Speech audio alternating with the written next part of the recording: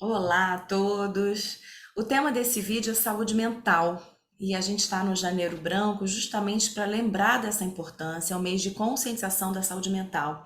Então eu convidei a Laine Botelho, que é psicóloga, neuropsicóloga, especialista em saúde mental, para trazer conhecimento sobre esse assunto que ainda é um tabu na sociedade. E algumas estratégias também de que forma que a gente pode cuidar mais da nossa saúde mental para a gente viver uma vida mais integrada. Então, Alaine, seja bem-vinda. Muito obrigada por ter aceitado esse convite. E eu quero começar te perguntando, por que que a gente chama de Janeiro Branco? Primeiramente, né, agradecer pelo convite, pela visibilidade para esse assunto. Eu sempre fico muito feliz, né, quando eu vejo pessoas falando sobre saúde mental, se interessando sobre esse assunto. Acho que a gente tem evoluído mesmo nesse sentido de trazer mais esse assunto, de falar sobre, de quebrar um pouco desses tabus. Acho que a pandemia trouxe esse aspecto positivo.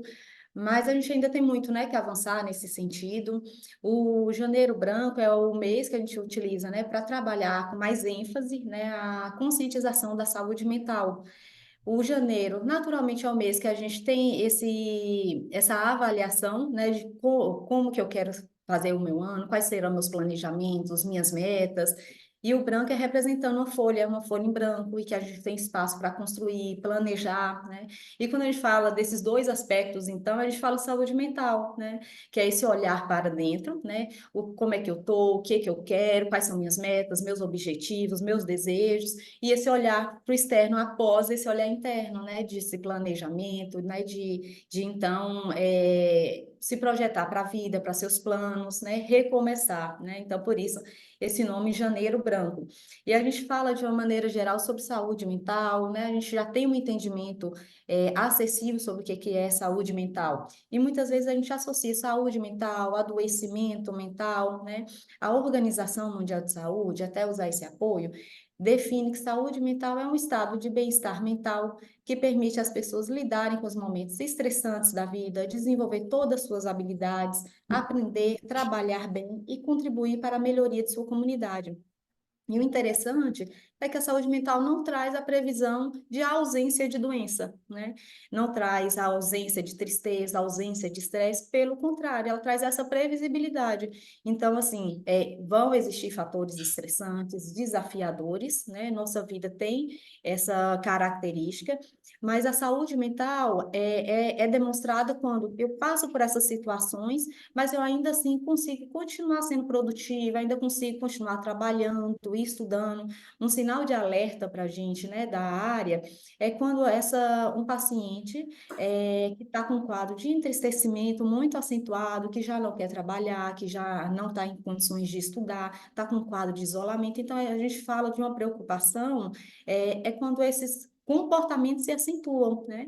Então, não há problema na tristeza, na raiva, na angústia, no estresse, né? Eles se são moduladores do nosso funcionamento mesmo como humanos.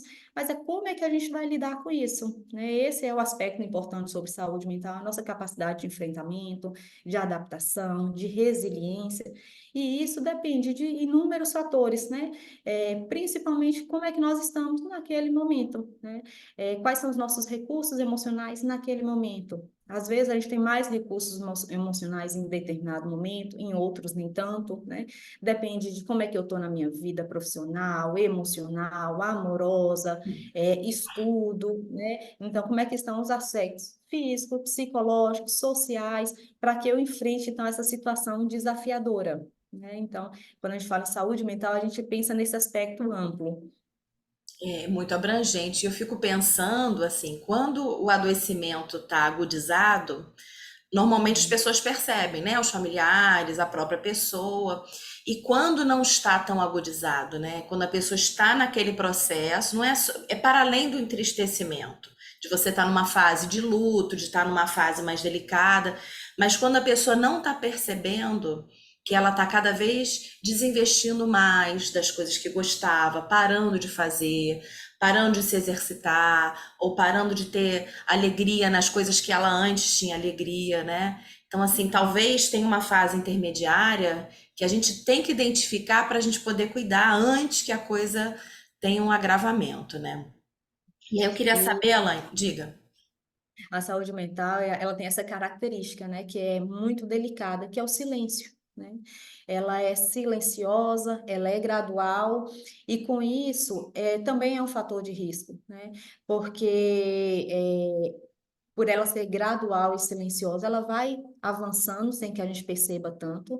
À medida que a gente fica triste, nossa tendência natural é o quê? A gente se isolar um pouco, ficar mais introspectivo, mas às vezes já é um sinal, né, dessa mente que pode estar em um processo de adoecimento.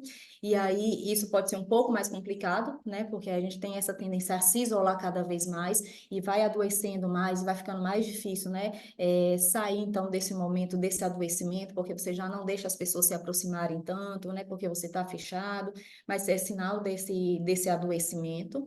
E também o fato de ser silenciosa e aí o atraso, né, na procura do tratamento, né, essa dificuldade da gente também reconhecer da credibilidade para o adoecimento emocional, né, que é silencioso, não há indícios em exames físicos, né, e aí ela tem essa possibilidade em ser questionada, em cair em descrédito, é psicológico, parecendo, né, com a intenção de dizer que não é verdadeiro, não é legítimo, né, então são alguns fatores que a gente precisa cuidar e perceber, né, para que a gente procure, então, essa assistência, esse autocuidado, antes que realmente um quadro fique mais acentuado, mais agudo, mais difícil, né, de manejo.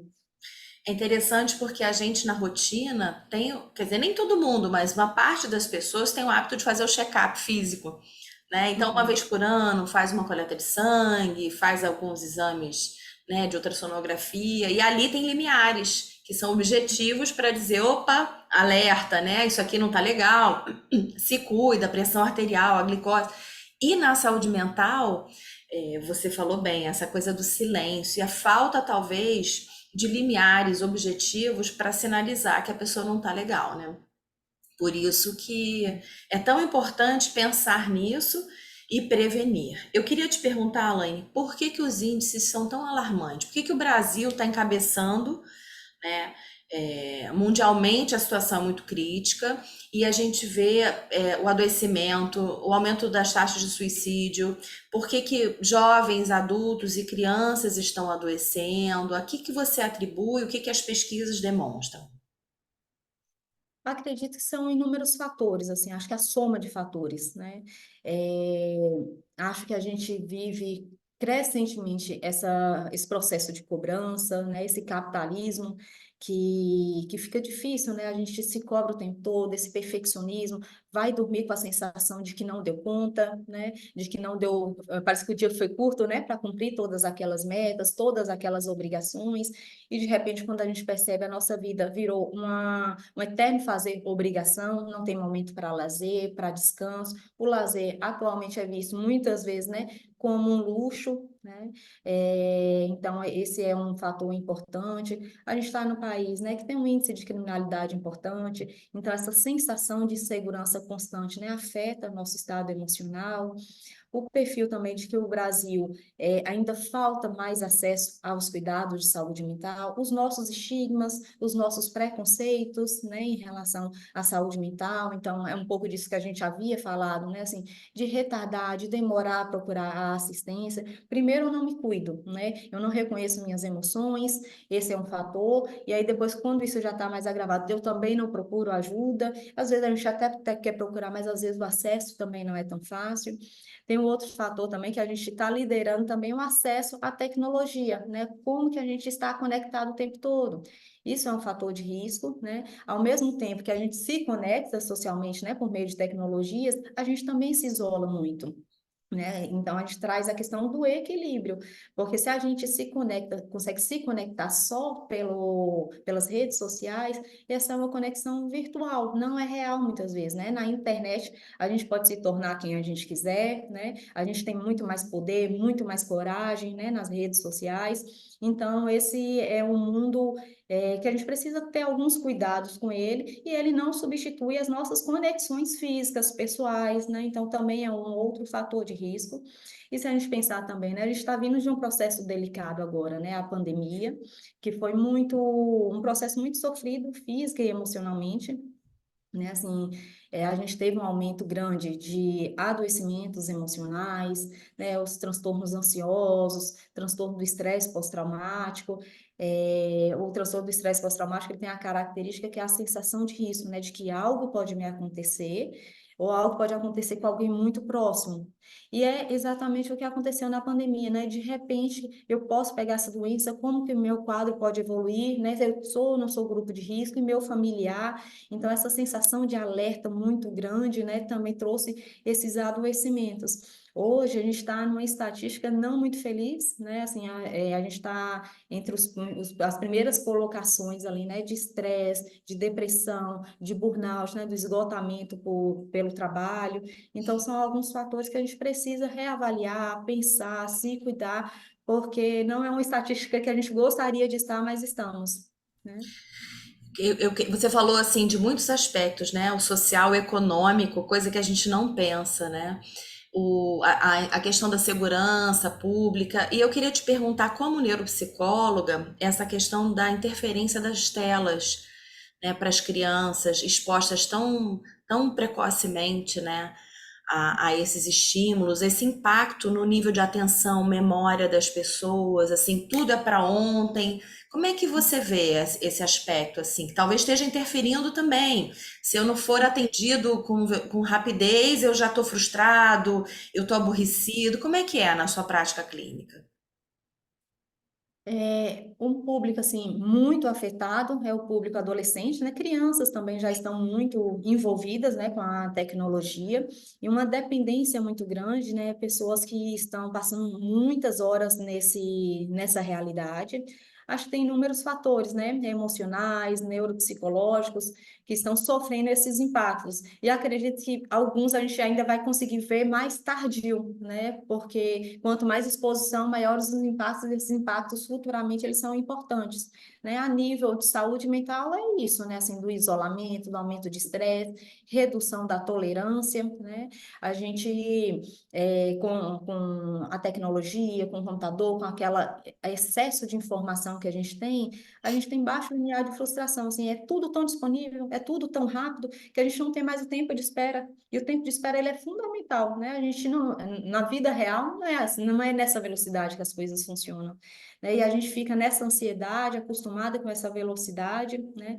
O excesso de estímulos, né? Se a gente, muitas vezes a gente não consegue esperar um vídeo concluir, né, o seu processo, de 5 minutos que seja, a gente já quer passar para o próximo, né, as crianças com aquele comportamento que a gente, né, acha até bonitinho, né, de passar, já conseguir usar a tecnologia, mas é um fator importante, né, a nível de atenção, né, a nível de memória, né, como é que está o nosso processo de dopamina, né, em todo esse processo de neurotransmissão, isso é importante para nosso amadurecimento, né, para a maturação cerebral de crianças e adolescentes, e assim, a gente está vendo cada vez mais esse envolvimento, essa baixa tolerância, adolescentes com muita dificuldade para vivenciar ou não, né? Ficam disruptivos, desregulados, tem essa tendência a partir para a ação, né? Não ter esse espaço de mediação emocional, né? Quando eu me frustro, quando eu me regulo, e é isso, e eu parto então para o enfrentamento, então não tem mais esse espaço, né? Então eu me frustro e já parto para o enfrentamento, e muitas vezes esse enfrentamento é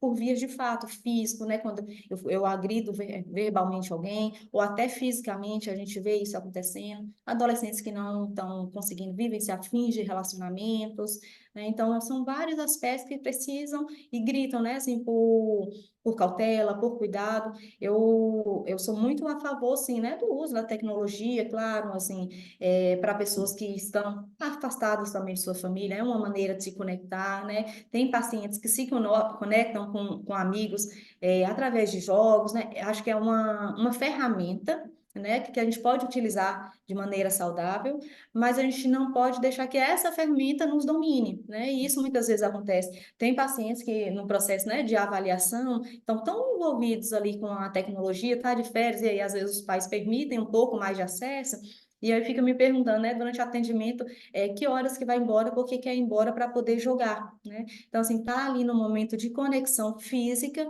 mas está ansioso para ir para aquela conexão que não é a real. né? E é o excesso de informação, de luminosidade, né? Então, são muitos cuidados que a gente precisa ter nesse assunto. E impactando também na qualidade de sono, né? Porque um dos fatores imprescindíveis para a saúde física e mental é um tempo de sono. Então, interferindo em toda essa dinâmica aí cerebral, para que as pessoas se reabasteçam, tenham um sono reparador e possam dar conta do seu dia, né? Uma coisa que eu percebo é assim, os jovens dormindo muito tarde, virando realmente dia e noite, e depois estão exaustos de manhã, porque passaram a noite nessa. É quase como se fosse assim um ringue, né? No jogo, ou nas redes sociais, ou nos, nas redes sociais, enfim, nos aplicativos. Muita coisa para fazer, né? Eu te pergunto, Alaine, assim, por que que há tanto preconceito nessa área, assim, da pessoa procurar uma ajuda, ou então quando alguém fala, assim, que precisou fazer uma terapia, ou passou por uma consulta médica com um psiquiatra, por que que você acha que, eu não sei ao redor do mundo, mas ainda no Brasil tem tanto estigma esse tema, assim, e talvez retarde as pessoas procurarem ajuda também? Se a gente pensar, né, historicamente, esse fator ele nos acompanha.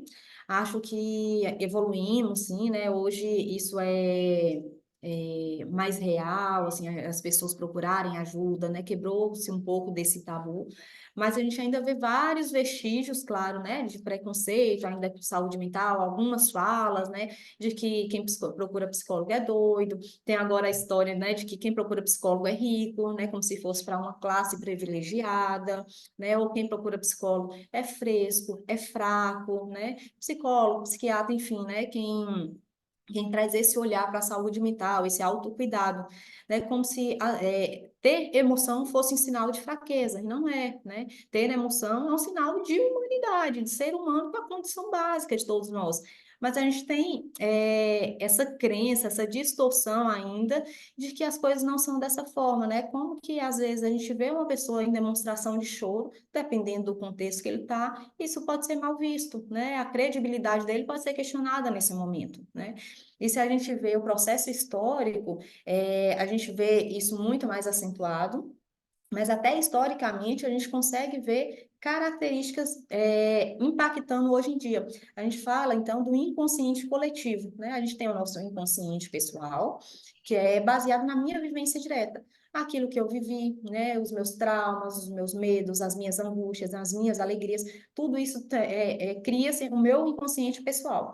Mas existe um inconsciente coletivo, que esse é transmitido de gerações em gerações, né? De longa escala de tempo, e não precisa de minha vivência direta.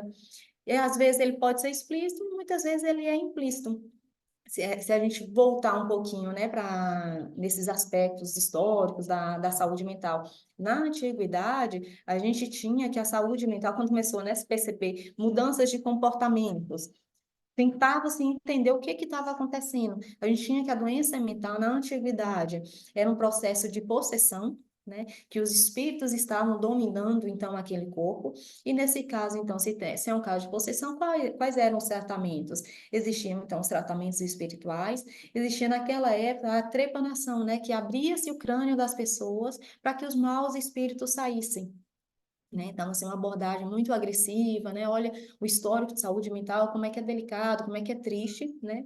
E a gente evolui, né? A gente passa por alguns processos, depois de um tempo, a gente tem a doença mental como uma punição divina, né? Que Deus está punindo porque fez algo errado.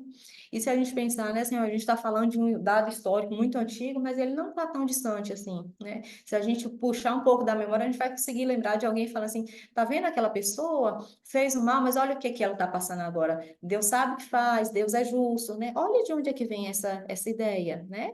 Olha há quantos anos isso acontecia. E isso é um bloqueio, né? Assim, para procurar, então, assistência, né? Porque será que eu mereço passar pelo que eu estou passando, né? Existe uma glorificação do sofrimento, que eu acho que também é uma coisa muito delicada, né? Algumas pessoas que passam pelo adoecimento, pelo sofrimento, às vezes entende que isso pode ser um ato de coragem, de desapego material, nesse sentido, né? Glorificam o sofrimento, né? Mas tudo com essa relação aí de uma punição divina, e isso é uma barreira, né, para o autocuidado, para o cuidado da saúde mental. Isso é, e a gente evolui, né, um pouco mais, assim, a gente tem, começa a perceber, então, outros aspectos envolvidos na saúde mental, para de associar diretamente ali com o aspecto espiritual, e começa a ver a partir da razão, pensamento, e começa a entender que existe uma sede para isso. E aí começa, né, já que a gente já está ali no período de universidades, começam os dissecamentos, né, para entender então, para abrir o corpo humano e entender onde que está a sede, né, das razões, das emoções. E nesse momento a gente tem o dualismo, né, corpo e mente. Entendia-se antigamente que eram dois processos independentes. Hoje a gente evolui mais e a gente entende que não, né? Existe uma relação muito grande, direta, né, desses dois processos. Se a gente pensar em dois exemplos simples, assim, né? Da mente interferindo no corpo e no corpo interferindo sobre a mente, a gente tem, por exemplo, do aspecto mente para o corpo. Quem tem transtornos de ansiedade sabe claramente o que acontece com o seu corpo, né? A gente está falando de um fator emocional, um transtorno de ansiedade, né? É um medo, é uma angústia, que desencadeou o quê? Taquicardia, tremor, sudorese. Olha que relação direta. Agora vamos para o processo contrário, né? O corpo interferindo sobre a mente. Imagina se eu recebo um diagnóstico de uma doença grave, um câncer.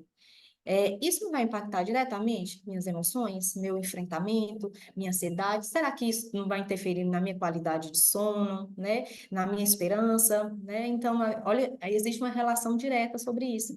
Hoje a gente fala das doenças psicossomáticas, né, que são doenças que trazem essa característica dessa relação, né, corpo e mente, e tem outra fala, né, assim, que pode ser pejorativa nesse sentido, que é psicológico, que essa pessoa tem é psicológico, e cai num descrédito quando isso é falado, mas quando a gente fala que é psicológico, é porque a mente pode estar gerando um adoecimento nesse corpo, e não de que é uma invenção dessa pessoa, né, quando a gente fala disso, não é uma intenção consciente da pessoa, nossa, eu estou angustiada, eu vou sentir tal coisa. Não é dessa forma, é um processo inconsciente, né? A gente fala, inclusive, hoje, né, assim, os estudos avançaram tanto que a gente pode falar, inclusive, de complacência somática. Por quê? Que eu, numa situação de nervosismo, eu posso ter tremor. Outra pessoa pode ter má disposição intestinal, né? A gente hoje consegue avançar um pouco mais nos estudos e entender que, inclusive, o órgão que adoece, existe um porquê de ser aquele órgão em uma pessoa e em outra pessoa ser outro órgão, né? Então, assim, só para poder pensar, visualizar o poder que existe na nossa mente, né? Olha os impactos que isso tudo pode gerar. E esses aspectos, né, históricos, são fatores que podem ainda estar, né, interferindo na nossa busca, né, do autocuidado, da assistência, da saúde mental, né, assim, olha, antigamente, pelo que a gente já passou, olha falas tão antigas que até hoje elas estão presentes, né, na nossa realidade. E às vezes pode estar tanto impactando o nosso autocuidado, quanto nossa maneira de ver o colega, né, às vezes a gente vê a pessoa nessa demonstração e a gente pode, né? A gente pode não falar, mas às vezes a gente pode ter pensado algo no sentido de um discreto, ou a gente, né, nesse processo de autocobrança excessivo, se também não pode estar vivenciando um pouco desse processo, desse preconceito com a saúde mental. Precisamos evoluir bastante, né? Quem, assim, olhando assim para a sociedade, quem que você acha que está mais em situação assim de risco para adoecimento de saúde mental? Aí eu estou pensando, homens, mulheres, crianças, adolescentes, idosos, pessoas com deficiência, assim. Eu queria que você falasse sobre isso, assim, nesse contexto aí, qual é a situação mais preocupante, ou se são todas? Comenta, por favor. A gente tem uma estatística maior entre jovens, né? Jovens e jovens adultos, que tem um índice grande, né, de adoecimento, né? Relação também aí com casos graves de suicídio. Mas se a gente pensar em cada público, a gente tem um perfil a ser cuidado, né? Crianças, a gente poderia pensar nesse excesso de telas, né? Que a gente está vivenciando, é uma realidade que a gente precisa cuidar, que está impactando. né? Os adolescentes, esse também, esse impacto, né, das telas, né, esse isolamento, esse baixo limiar de frustração, essa intolerância, né, às vezes essa dificuldade social, né, pessoalmente, né, acho que é um público que também demanda muito cuidado, muita atenção nossa. Também, A gente, Elaine, eu fico pensando, os adolescentes estão mais no mundo virtual e os adultos também. Então, uhum, dentro da casa, se cada um tiver no seu quadrado, se cada um tiver, no seu tempo na sua vida virtual, esses encontros acabam não acontecendo, né?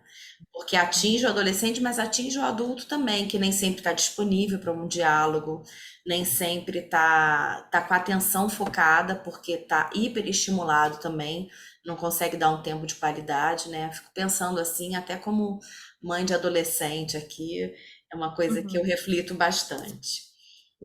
E nós também estamos, né, muito envolvidos, às vezes pelo trabalho, pelo estudo, né, é, esse excesso de informação, né, que chega a qualquer hora, né, não é mais um horário de trabalho, né, quando a gente sai do trabalho, esse trabalho continua acompanhando a gente, né, ele é portátil agora, né, ele não pede licença, ele não tem horário para chegar, né, às vezes as pessoas até entram em contato conosco, né, assim, olha, desculpa pelo horário, né, e aí acabam, demonstrando ali uma ansiedade, né, uma urgência em resolver algo, né? Então a gente mostra os dois lados dessa história, né? Tanto quem procurou quanto essa pessoa que foi procurada, né? Isso da gente ainda no período noturno a gente ainda está trabalhando, no final de semana, às vezes no almoço de família, né? A gente pode estar ali trabalhando, resolvendo alguma coisa. Esse excesso de procura por estudo, por trabalho, né? Então são fatores desencadeantes, né? De processos de ansiedade, de estresse. E a gente tem, né, para o adulto, a característica dessa cobrança social, adulto, adolescente, assim, a gente tem para o público em geral, mas acredito que os mais impactados, né, assim, dessa nossa necessidade muito grande de produção, de demonstrar, a gente fala que a gente passa por alguns momentos, né, antigamente a gente tinha um processo do ser, era muito valorizada as características da moral, dos costumes. Hoje a gente está no, já foi o período do ter. Você precisava ter para você ter valor social. E hoje é o mostrar, né? Não basta ser, não basta ter, você precisa mostrar. Então, olha quantas pressões, né, implícitas que a gente vem vivenciando. Então, a gente, né, sempre sendo muito cobrado, tanto externo quanto internamente, por essa lógica de produção, de perfeccionismo, de contribuição, né, de financeiro, sempre, né, tem que estar aumentando, tem que estar crescendo, tem que ter um bom trabalho, isso pode ter outro trabalho que é melhor, então essas exigências todas. E no público idoso, a gente tem uma etapa também que é muito desafiadora, né? Essa mudança de ciclo, que é marcado por muitas perdas, né? A perda do trabalho com a aposentadoria, a perda da autonomia com um processo de debilidade física, né? É a perda, às vezes, do cônjuge, né? A perda, às vezes, dos amigos que começam, né? Então, é um processo de muitas perdas, de muitos lutos, né? De isolamento, de declínio físico, né? Então, também é um público que merece cuidado.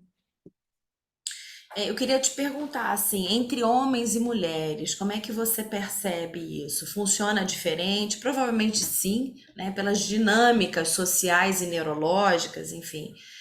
Tá mais complicado para homens ou mulheres ou tá complicado para todo mundo?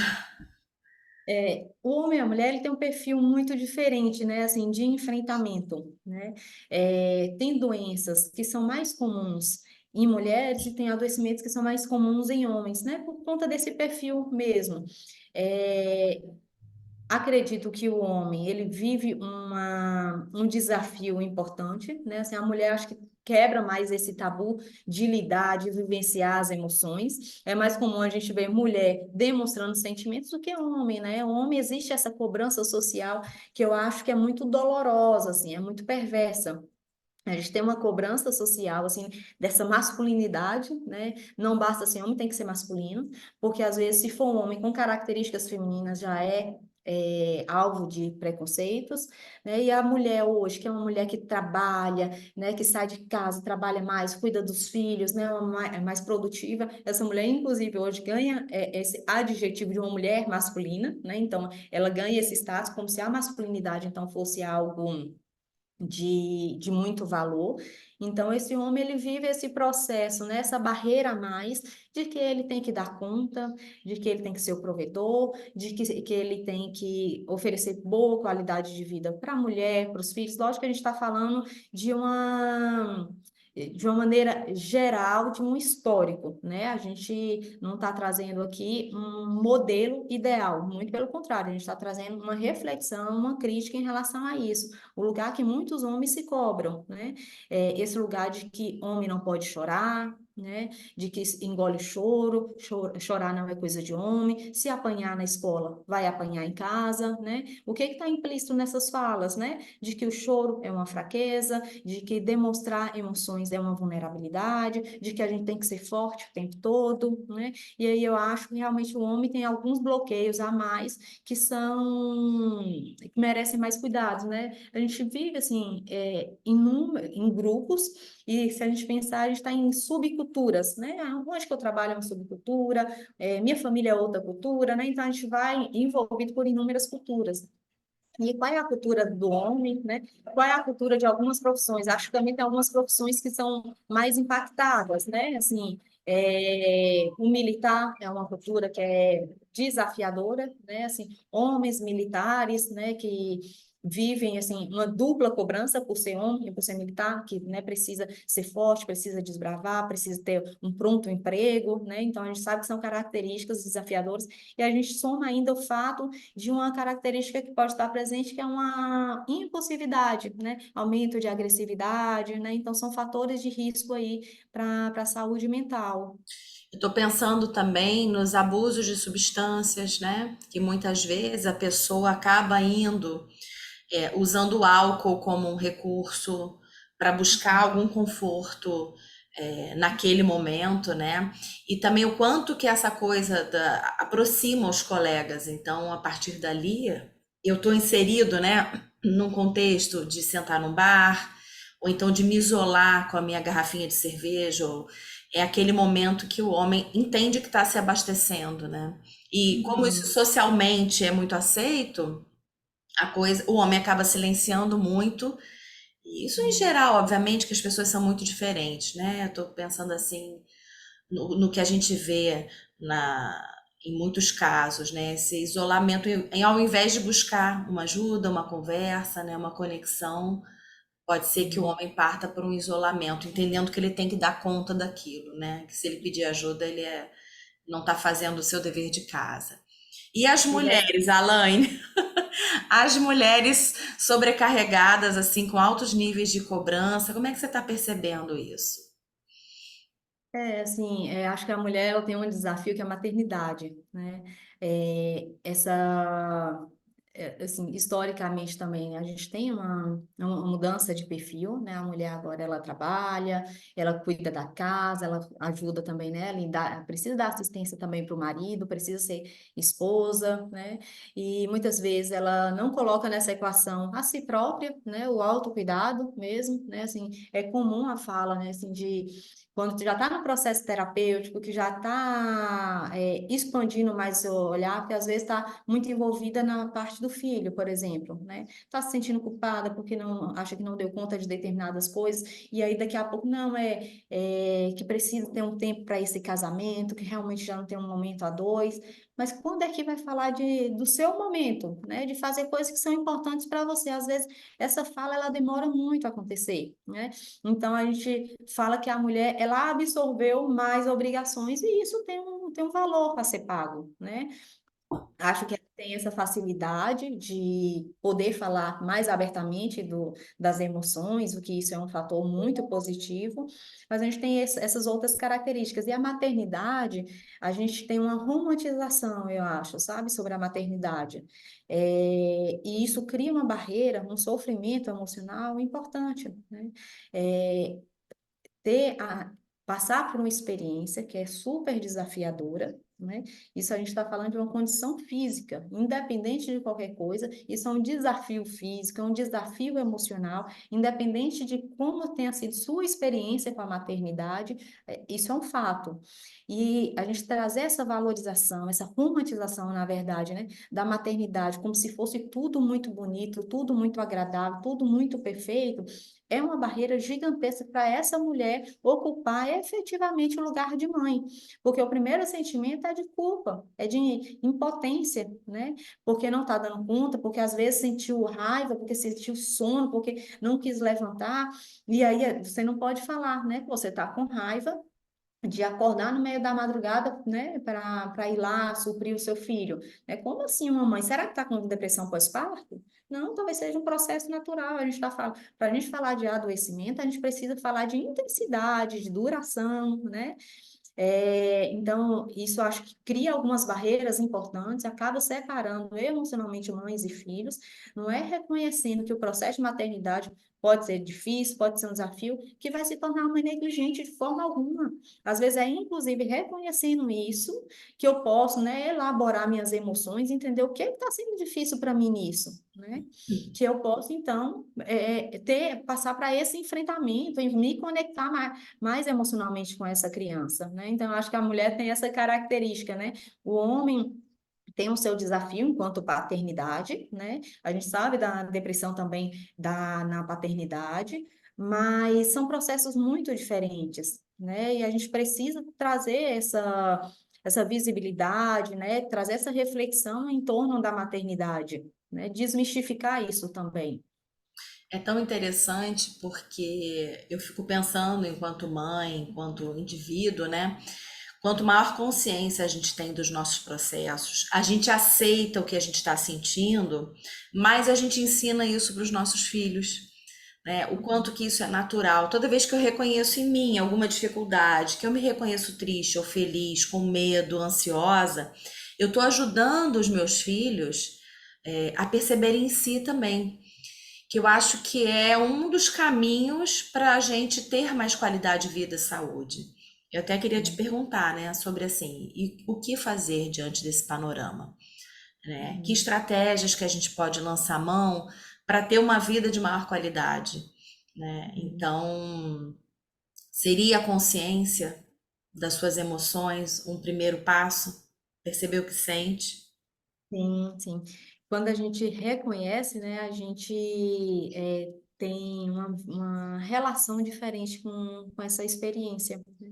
Uma mulher que passa por uma situação de abuso físico, emocional com seu companheiro. Muitas vezes, essa mulher ela não reconhece isso como abuso, né? Por isso, o motivo de demorar tanto naquela cena. Muitas vezes, quando a gente vai conversar com essa pessoa, isso é um contexto natural para ela, né? É um contexto que ela viveu dentro de casa, que talvez a mãe dela tenha vivenciado, e às vezes esse abuso pode estar presente em inúmeros contextos em que ela viveu sem que ela percebesse, né? Pelos excessos, pelas críticas, pelas cobranças que nunca acabam, para aquelas brincadeiras ofensivas que são abusivas, são desrespeitosas, são violência também, né? Então, assim, quando a gente trabalha o aspecto de consciência, quando essa mulher se reconhece vítima de abuso, muitas vezes é aí que surge uma mudança de atitude. Agora eu reconheço que eu estou vivendo um contexto abusivo, o que que eu faço com isso, né? Então, realmente, essa é a primeira etapa. Não é dizendo que eu não estou triste, que eu não estou com raiva, que esse sentimento vai passar. Não é assim, não é negando emoções que elas são resolvidas, né? Pelo contrário, Freud, né, um psicanalista, o pai da psicanálise, ele fala que os sentimentos eles nunca morrem, né? A fala dele é mais ou menos assim, que os sentimentos nunca morrem, eles são enterrados vivos e eles saem mais tarde. Das piores formas possíveis eles vão sair, né? A gente não é máquina, né? A gente é seres humanos, a gente passa uma vida acumulando emoções, sentimentos, e se a gente não gerencia essas emoções, uma hora isso pode sair de uma maneira que pode não ser agradável para a gente, né? Às vezes, quando a gente está numa situação e quando a gente vê, a gente fala um pouco demais. falou de uma maneira que não foi como a gente gostaria. Às vezes a gente falou com um tom de agressividade. E aí começa um outro processo, né? Que é o processo do se culpar. Nossa, mas por que que eu fiz isso? E começa aqueles ensaios mentais nossos, né? Nossa, mas eu deveria ter falado daquele jeito, sim, assim, né? E vai criando todo esse contexto, né? E aí começa esse processo de culpa, que é um fator também, né? Muito ansiogênico, de sofrimento, né? E então esse é um primeiro passo, né? A conscientização do que eu sinto, esse, essa não negação das emoções, reconhecer o que sente, poder vivenciar essas emoções, expressar essas emoções. Quando eu reconheço, nossa, eu estou triste, eu estou com raiva do que fiz, a maneira como fui tratada. Eu expresso esses sentimentos. Não gostei da maneira com que você falou comigo. Me senti muito ofendida, né? Então a gente coloca ali um limite, uma barreira nisso. A gente precisa mostrar para as pessoas quais são os nossos limites, né? Até onde a gente permite, como é que a gente quer ser tratado, né? Fatores assim de proteção também que são muito importantes para a saúde mental. A atividade física, né? E a atividade física não como mais uma idealização, como mais uma cobrança, né? Não como um checklist, mas a nível de funcionamento físico e emocional mesmo, né? A gente sabe que ele tem um aspecto importante no nosso neurofuncionamento, né? Alimentação saudável, sono reparador, né? Isso é fundamental. A gente não dormir bem, traz um impacto para a gente, assim, muito significativo, alteração do humor, a gente fica irritado, prejuízo na atenção, prejuízo na memória, né? A gente abaixa a produtividade, quando a gente abaixa a produtividade, a gente se cobra, a gente se culpa, né? Então, é um processo, assim, um loop que é difícil cessar essas barreiras, né? É, o autocuidado, né? Para os fatores de proteção, assim, eles são muito individuais, muito subjetivos, algumas coisas podem me fazer muito bem, né? E para outras pessoas podem não funcionar, então são tentativas, né? E a gente vai se adaptando. Existem algumas estratégias terapêuticas, né? Que são importantes, assim, a gente passa uma vida acumulando ansiedade, estresse, fazendo contração muscular, né? A musculatura toda tensa, toda apreensiva. E como é que eu posso fazer para trabalhar isso, né? Existem técnicas de relaxamento, né? Corporal, pela respiração. Existe a meditação guiada, né? Para aquelas pessoas que têm uma mente mais acelerada, né, que não consegue frear os próprios pensamentos. Pode ser uma estratégia interessante, né? Naquele momento ali que eu tenho uma pessoa conduzindo a meditação, que eu vou fazer um esforço, né, para prestar atenção no que essa pessoa fala, seguir as orientações dela, e algumas vezes a gente vai perceber assim, meu pensamento foi longe, né? Porque é uma característica nossa desse pensamento acelerado mesmo, e se isso acontecer, não precisa voltar o áudio, né? Não precisa iniciar, não precisa se culpar. É reconhecer, nossa, eu viajei aqui, não tem problema, né? Vamos recomeçar, de onde é que eu estou mesmo? E começa a fazer esse trabalho porque é um processo educativo, né? Existe esse relaxamento. Se a gente jogar no YouTube, na internet, a gente acha. A gente tem uma possibilidade também é de trabalhar os nossos sentidos, né? A gente tem a audição, visão, tato, paladar, que também são fontes, né, de prazer. Assistir um filme, ouvir uma música, uma alimentação, né, quem é mais ligado à alimentação, culinária, né, ter esse momento, né. O lazer também como algo muito importante para a nossa qualidade de vida, para a nossa saúde mental. Ter um momento de qualidade, né, tempo com a família, se isso for importante para você, um tempo, né, se você tiver uma vivência religiosa reparadora, que seja um momento com os amigos, né? Agora, uma coisa que eu acho muito importante quando a gente fala em saúde mental, em cuidados, em prevenção, é rede de cuidado. O que que é isso? Rede de apoio. A gente precisa ancorar a nossa vida em vários pilares. A gente muitas vezes está muito envolvido com o trabalho, passa várias horas ali nesse trabalho, né, envolvido, dedicado ali naquele momento. Às vezes a gente sai do trabalho e continua trabalhando, né?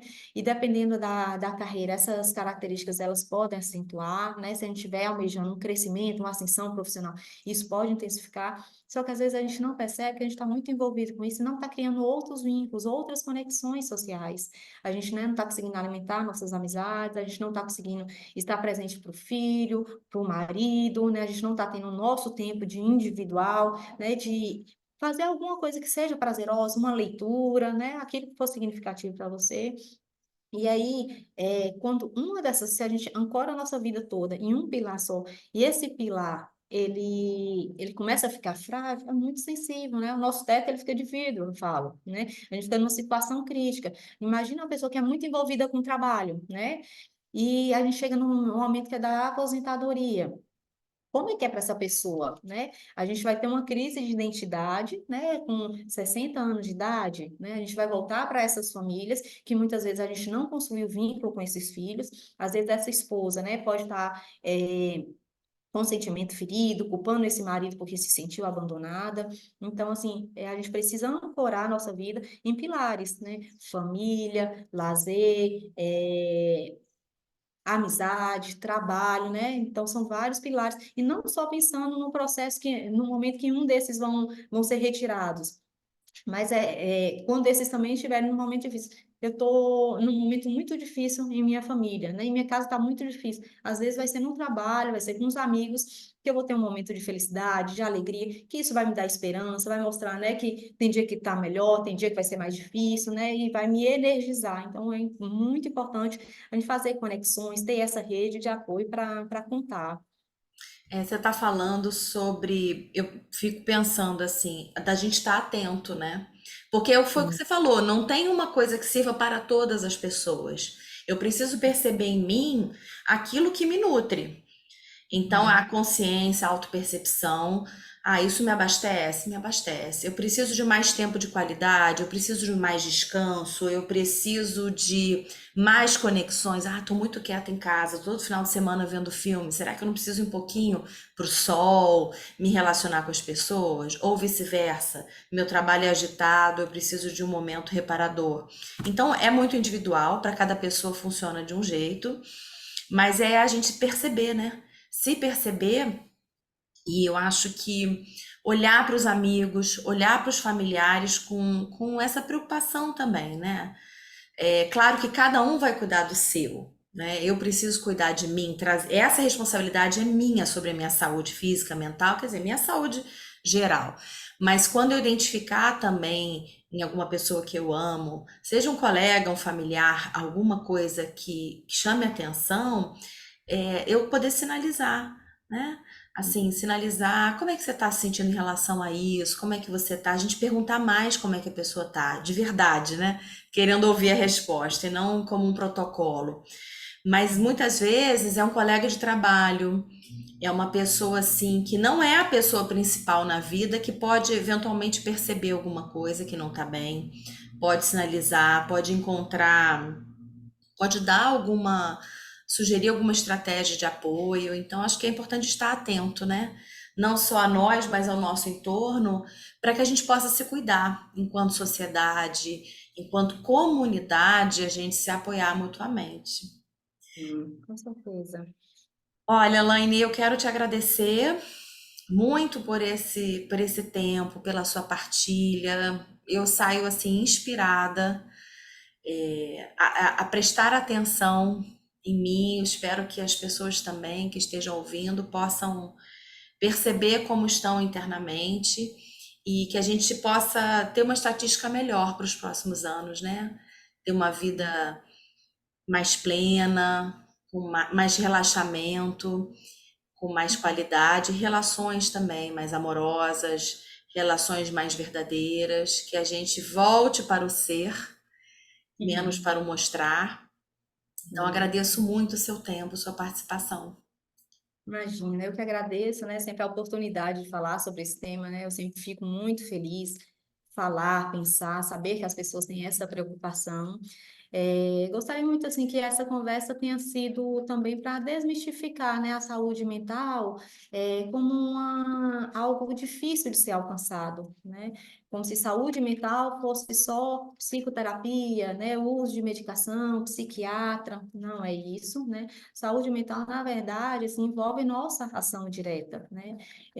Acho que é um processo muito interessante assim de responsabilidade, não é culpa, é responsabilidade, né, desse sensor, né? Como não existe receita, né, para a saúde mental, aquilo que pode ser bom para mim pode não ser para outro, é muito subjetivo, né? Tanto a saúde como o adoecimento mental. Então a gente precisa de muito respeito nesse sentido, né? Menos preconceitos, né? Menos julgamento, né? A gente nunca sabe pelo que o outro está passando.